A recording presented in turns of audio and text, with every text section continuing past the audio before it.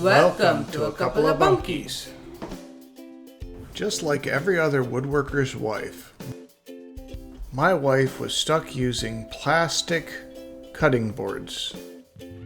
I've made several cutting boards in the past, but the size that I had made were a little too small for what we wanted to do.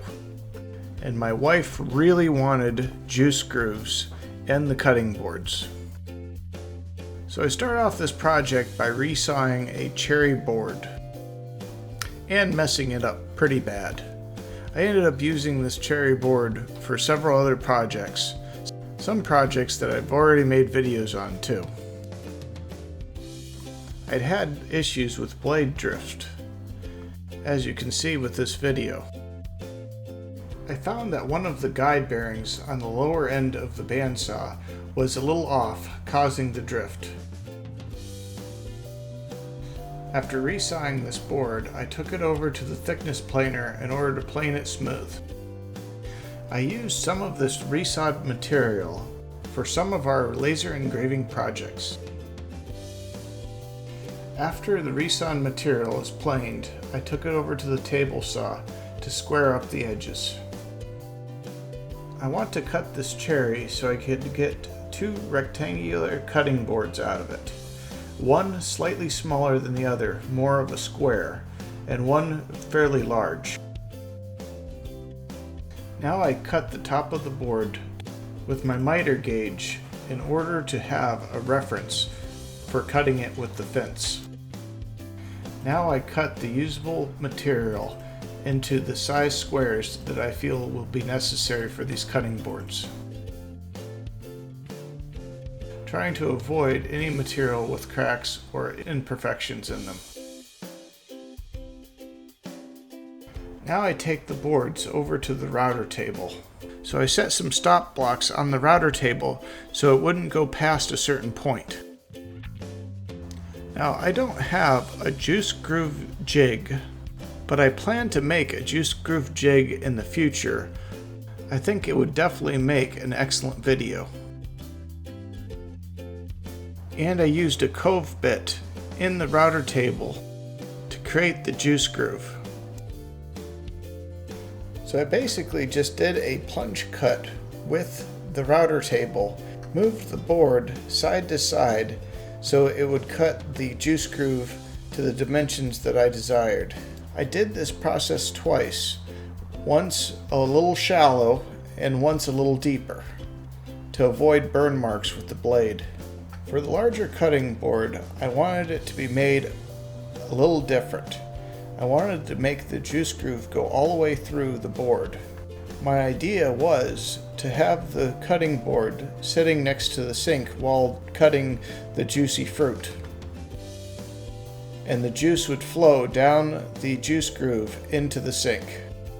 Now I can use my new orbital sander and sand down both of these boards. I don't want any sharp edges. If you're enjoying this content, please consider subscribing. One click might not mean a lot to you, but it means the most to our family.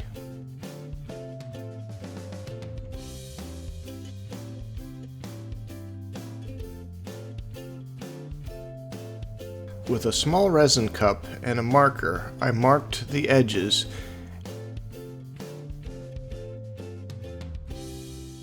Then I used a sawzall in order to cut those edges.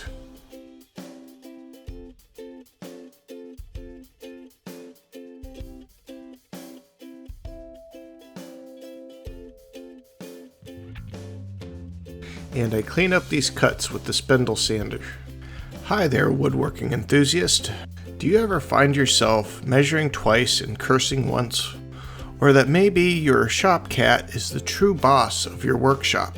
If so, we've got the thing for you. We have a new line of woodworking t-shirts that would add some humor to your shop. Our t-shirts will really have you covered. Like our shop cats make the best supervisors. This is really perfect for anybody who knows who really runs the shop. And the t-shirt with our black lab chocolate reminding you to keep calm and sand on. He's always willing to lend a paw. They make great gifts for anyone who can turn trees into treasure or firewood, depending on the day. Check out the link in the description below for more information. After briefly wetting these cutting boards down in order to raise the grain, I went over again with 2 sets of sandpaper, 80 grit and 220. After wiping these cutting boards down and waiting for them to dry, I went ahead and added some food-grade cutting board oil to the boards. Cutting board oil really makes all of the grain pop, and it is one of the most satisfying parts of the project.